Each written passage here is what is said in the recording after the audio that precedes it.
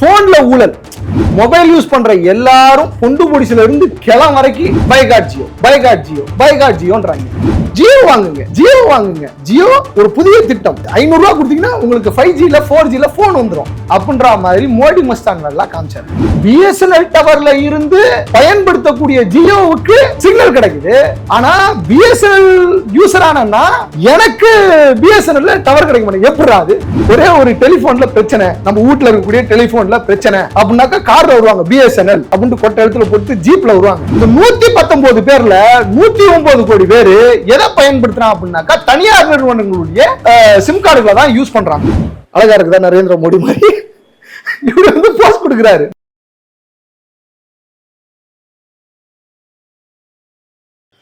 வணக்கம் நண்பர்களே, நான் உங்கள் லெனின் துரைராஜ். இன்னைக்கு சமூக வலைதளங்கள் பூரா என்ன பேசிட்டு இருக்காங்கன்னா, பைகாட் ஜியோ, ஜியோவை வாங்காதீங்க, ஜியோவை புறக்கணிங்க, அவங்க ஒரு களவாணி பயலுக, நம்ம கிட்ட இருந்து பணத்தை கொள்ளையடிக்கிறாங்க அப்படின்ட்டு சொல்லி சமூக வலைதளங்கள் பூரா மொபைல் யூஸ் பண்ற எல்லாரும் பொண்டு பொடிசுல இருந்து கிளம் வரைக்கும் boycott Jio boycott Jio boycott ஜியோன்றாங்க. ஏன்டா பைகாட் ஜியோ அப்படின்னு நம்ம பார்த்தோம்னா, ஜியோ இந்திய தேசத்தினுடைய நிறுவனம் கிடையாது, அது அம்பானியினுடைய நிறுவனம். அம்பானி யாரு? அம்பானி யாருன்னா பிரதமர் நரேந்திர மோடிக்கு துட்டு கொடுக்கிறவரு. எது மூலமா துட்டு கொடுக்கிறவரு? தேர்தல் பத்திரம் மூலமா துட்டு கொடுக்கிறவர். இப்போ நரேந்திர மோடி பல சேட்டைகள் செஞ்சிருக்காரு. அது ரொம்ப முக்கியமான சேட்டை என்ன அப்படின்னாக்கா நம்ம எல்லாம் மறந்துருப்போம். போன்ல ஊழல். 500 ரூபாய்க்கு நான் உங்களுக்கு போன் தரோம் அப்படின்னு சொல்லி நரேந்திர மோடி நல்லா டிப் டாப்பா அந்த கோட் எல்லாம் போட்டுக்கிட்டு, எங்க ரூஸ்டர்ஸ் ராகுல் இருப்பாரு, அது போல நல்லா குர்த்தா எல்லாம் போட்டுக்கிட்டு பேசுவார். ஜியோ வாங்குங்க, ஜியோ வாங்குங்க, ஜியோ ஒரு புதிய திட்டம். 500 ரூபாய் கொடுத்தீங்கன்னா உங்களுக்கு 5Gல 4Gல போன் வந்துடும் அப்படின்ற மாதிரி மோடி மஸ்தான்கள் எல்லாம் காமிச்சார். இன்னைக்கு ஜியோ இருக்கிற நிலைமையா பாத்தீங்களா? இன்னைக்கு இந்திய தேசம் முழுவதும் பைகாட் ஜியோன்னு பதிவிடுறாங்க. ஏன் பதிவிடுறாங்க? நரேந்திர மோடி செஞ்ச தப்புனால பதிவிடுறாங்க. அப்படி நரேந்திர மோடி என்ன தப்பு செஞ்சாரு? பிஎஸ்என்எல்ல ஒயர் எல்லாம் தரையில பதிங்கடா அப்படின்னாக்கா பிஎஸ்என்எல் குழி தோண்டி புதைச்சிட்டு இருக்கா. அப்படி பிஎஸ்என்எலுக்கு தாங்க மிகப்பெரிய சொத்து இந்திய தேசத்துல. இந்திய தேசத்தினுடைய ஒரு மிகப்பெரிய அசட் வந்து எதுனா பிஎஸ்என்எல். பிஎஸ்என்எல் நம்மளுடைய சொத்து, மக்களால் உருவாக்கப்பட்டதுதான் பிஎஸ்என்எல். அது இந்திய தேசத்தினுடைய நிறுவனம். அந்த நிறுவனம் என்ன பண்ணுது? கிட்டத்தட்ட வந்து அவங்க கொடுக்கறத விடவும் மிகவும் கம்மியா, அவன் வந்து 400 ரூபாய்க்கு நம்ம 499 ரூபாய்க்கு பிளான் அவன் கொடுக்குறான் அப்படின்னா, பிஎஸ்என்எல் வந்து எவ்வளவு கொடுக்குதுன்னா 249 ரூபாய்க்கு அந்த பிளானை கொடுக்குது. அப்படியே பாதியா நமக்கு வந்து குறைச்சு கொடுக்குது நம்மளுடைய நிறுவனம். ஆனா இன்னும் பாருங்க, 4G இல்லாம இருக்குது, 5G இல்லாம இருக்குது. இங்க வேணா அடுத்தது 6G விட போறாங்க. நீங்க ஜியோ நிறுவனம் இருக்குல்ல, ஜியோ நிறுவனத்துல 5G தொடங்க போறாங்க. உடனே நரேந்திர மோடி போட்டு போஸ்ட் கொடுத்தாரு. அழகா இருக்குதா நரேந்திர மோடி மாதிரி இவரு வந்து போஸ்ட் கொடுக்கிறாரு நரேந்திர மோடி. ஏன் அத பிஎஸ்என்எலுக்கு பண்ண மாட்டா அப்படின்னு கேட்டா, நோ நெய் நெய் பிஎஸ்என்எல் நெய் நெய் பைகாட் பிஎஸ்என்எல்ன்றாரு நரேந்திர மோடி. இன்னைக்கு மக்கள் என்ன பண்றாங்க? பைகாட் ஜியோ பைகாட் ஜியோ அப்படின்னு இருக்கிறாங்க. நீங்க ஜியோ மட்டும் கிடையாதுங்க, பெரும்பான்மையான தனியார் தொலைபேசி நிறுவனங்கள் யாருடைய டவர் அதிகமா பயன்படுத்துறாங்கன்னா நம்மளுடைய நிறுவனம் பிஎஸ்என்எல் நிறுவனத்தினுடைய டவரை பயன்படுத்துறாங்க. உதாரணத்துக்கு ஜியோ இருக்குல்ல, இந்தியா முழுவதும் எல்லா இடத்துலயும் மூளை முடுக்கெல்லாம் ஜியோ. சந்து பொந்துல கூட நீங்க உட்காந்து சேட் பண்ணலாம், பாத்ரூம்ல உட்காந்து கூட நீங்க சேட் பண்ணலாம். நடு காட்டுக்குள்ள, அதாவது சம காமெடிக்கு அது. நான் ஊருக்கு போயிருந்தேன், திருநெல்வேலிக்கு. எங்க ஊர் திருநெல்வேலி தான். சங்கரங்கோயில இருந்து சவக்கலத்துக்கு போறதுக்கு ஒரு மிகப்பெரிய காடு.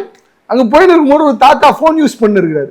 நான் பிஎஸ்என்எல்ல வந்து தட்டி பாக்குறேன், நெட் வருமா வராதான். நான் பிஎஸ்என்எல் தான் யூஸ் பண்றேன், தட்டி பாக்குறேன், நெட் வரல. தாத்தா உங்களுக்கு டவர் இருக்குதா தாத்தா அப்படின்ட்டு கேக்குறேன்.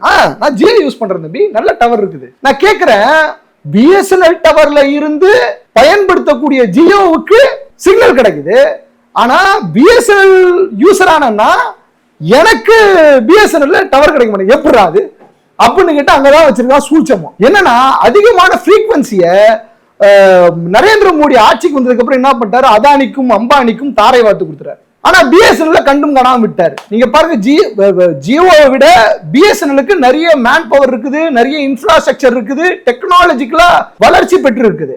ஆனா ஜியோ அப்படி கிடையாது. எங்க போனாலும் ஒருத்த மட்டும் பைக்ல வருவான். ஆனா பாருங்க பிஎஸ்என்எல் பாருங்க 4 பேர் வருவாங்க. ஒரே ஒரு டெலிபோன்ல பிரச்சனை, நம்ம வீட்டுல இருக்கக்கூடிய டெலிபோன்ல பிரச்சனை அப்படின்னாக்கா கார்ல வருவாங்க பிஎஸ்என்எல் அப்படின்னு கொட்ட எழுத்துல போட்டு ஜீப்ல வருவாங்க. வந்து 4 பேரும் வந்து அதை வந்து சரி பண்ணிட்டு போவாங்க. ஆனா ஜியோ பாருங்க ஒரே ஒரு ஆளு தான் இருப்பான். அவனுக்கும் 10,000 ரூபாய் தான் சம்பளம் இருக்கும். சமூக பாதுகாப்பான வேலை கிடையாது. ஆனா பிஎஸ்என்எல் என்ன பண்ணுது, அந்த நிறுவனத்தில் வேலை செய்யக்கூடிய பலருக்கு சமூக பாதுகாப்பான வேலையை கொடுத்துன்னு இருந்துச்சு.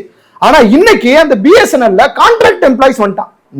முறைக்கு என்ன ஆகுதுன்னா, அங்க இருக்கக்கூடிய பர்மனன்ட் ஊழியர்கள் நீ விஆர்எஸ் வாங்கு, நீ விஆர்எஸ் வாங்கியே ஆகணும், நீ வாங்கியே ஆகணும்னு அவனுக்கு மன உளைச்சலை கொடுத்து அவனுக்கு வந்து ஒரு செட்டில்மெண்ட் பண்ணி பிஎஸ்என்எல் இருந்து விரட்டி அனுப்பிச்சுறது. கான்ட்ராக்ட் ஊழியர்களை உள்ள கொண்டு வந்து வைக்கிறது. கான்ட்ராக்ட் ஊழியருக்கு பிஎஸ்என்எல் எப்படிப்பட்ட நிறுவனம், அதுல எப்படிலாம் செட்டப் இருக்கு, அந்த தொழில்நுட்பங்கள்லாம் தெரியாத ஒரு போதாமையும் இருக்குது. மக்களுடைய வரி பணத்துல நடக்குது. எனவே அந்த பிஎஸ்என்எல் இருக்கிறவங்களுக்குலாம் வந்து ஒரு சமூக பாதுகாப்பான வேலையை கொடுக்க முடியுது. நம்ம வரி கொடுக்குறோம், நம்ம பிஎஸ்என்எல் யூஸ் பண்றோம், எனவே அதுக்கு அவங்க சேவையை செய்யறாங்க. எனவே அதுல இருக்கக்கூடிய தொழிலாளர்களை நம்ம சமூக பாதுகாப்பான ஒரு வேலையில அமர்த்தி அவங்களுக்கு ஒரு சோசியல் செக்யூரிட்டியை வந்து நம்ம வந்து கொடுக்குறோம். ஆனா ஜியோ அப்படியா, எப்ப வேணாலும் தொத்தி அனுப்பிச்சிருவான், எப்ப வேணாலும் மாறிடும். நீங்க பாருங்க, ஜியோ விற்கும் போது என்னென்னலாம் பண்ணாங்க, சந்து பொந்து எல்லாம் நின்னுக்கிட்டு Jio free, free Jio, Jio free, free Jio, சும்மா வாங்கிக்கோ, நாங்க இந்த சேவை தரோம், அந்த சேவை தரோம், அப்படி தரோம், இப்படி தரோம்னா எல்லாரும் கிட்டத்தட்டங்க 119 கோடி பேர் இந்தியாவில் மொபைல் போன் பயன்படுத்துறாங்க. இந்த 119 பேர்ல 109 கோடி பேர் எதை பயன்படுத்துறாங்க அப்படின்னாக்கா தனியார் நிறுவனங்களுடைய சிம் கார்டுகளை தான் யூஸ் பண்றாங்க. மீதி இருக்கக்கூடிய 10 கோடி பேர் என்ன பண்றாங்கன்னா பிஎஸ்என்எல் வந்து பயன்படுத்துறாங்க. இப்போ இந்த 119 கோடி பேரும் பிஎஸ்என்எல் பயன்படுத்தினா நமக்கு எவ்வளவு சலுகை கிடைக்கும்? 10 கோடி பேர் பயன்படுத்தக்கூடிய பிஎஸ்என்எல் அது நமக்கு அதிகமான சலுகைகளை வழங்குது, கம்மியான டேட்டா, கம்மியான விலையில வழங்குது. அதாவது 499 ரூபாய்க்கு 1.5 GB கொடுக்கக்கூடிய ஜியோ நிறுவனம் அப்படியே 199 ரூபாய்க்கு பிஎஸ்என்எல் வந்து கொடுக்குறான். அப்போ 119 கோடி பேரும் பிஎஸ்என்எல் நிறுவனத்தை பயன்படுத்தினா அந்த பிஎஸ்என்எல் நிறுவனத்துல வேலை செய்யக்கூடிய தொழிலாளர்களுக்கு பாதுகாப்பான ஒரு வேலையை உறுதிப்படுத்துற மாதிரியும் ஆச்சு. அதே நேரத்தில் பிஎஸ்என்எல் என்ன பண்ணும், இன்னும் அதிகமான தொழிலாளர்களை உள்ள எடுத்து அந்த நிறுவனத்தை விரிவுபடுத்தும் இல்லையா? இப்ப ஜியோவுக்கு நம்ம கொண்டு போய் வாரி வாரி கொட்டினா அவன் என்ன பண்ணுவான், அவன் தேர்தல் பத்திரம் மூலமாக நரேந்திர மோடிக்கு கோடி கோடியா பணம் கொடுப்பான். அதை தாண்டி ஒரு மண்ணாங்கட்டியும் நடக்காது. எனவே அரசாங்கத்துடைய சொத்தை, நம்மளால் உருவாக்கப்பட்ட ஒரு பொதுவான ஒரு சொத்தை பாதுகாக்க வேண்டிய தேவையும் அவசியம் என்ற காலகட்டத்தில் நமக்கு எழுந்திருக்குது. இன்னொரு விஷயம் என்னன்னா, இந்த ஜியோவை ஒழிச்சு கட்டணும் அப்படின்ற ஒரு தேவை நமக்கு வந்திருக்குது. இன்னைக்கு இந்தியா முழுவதும் ஒரு விழிப்புணர்வுங்க. தனியார் நிறுவனங்கள் அவர்களுடைய தேவைக்கு ஏத்த மாதிரி அவன் வீட்டுல கல்யாணம் வச்சா, அவன் வீட்டுல மியூசிக் கச்சேரி வச்சா, அவன் வீட்டுல குழந்தை பிறந்தா அந்த குழந்தைக்கு பர்த்டே பார்ட்டி கொண்டாடினா அவன் காசு செலவு பண்ணும். அவன் என்ன பண்றான், இதெல்லாம் அவன் காசுல செலவு பண்ணிட்டு காசு பத்தல அப்படின்ட்டு மக்கள் கிட்ட இருந்து பணத்தை சுரண்டான். எப்படி சுரண்டான், நீ இனிமே இன்கமிங் கால் பேசினா காசு, இனிமே நீ 3 GB போட்டா உனக்கு இவ்வளவு காசு, 20% உயர்த்துவேன், 30% உயர்த்துவேன் அப்படின்ட்டு உயர்த்திக்கிட்டே அவனுடைய சொத்து மதிப்பையும் உயர்த்திக்கிட்டே போறான். ஆனா பிஎஸ்என்எல் அப்படி பண்ணாது, அது நம்முடைய நிறுவனம்.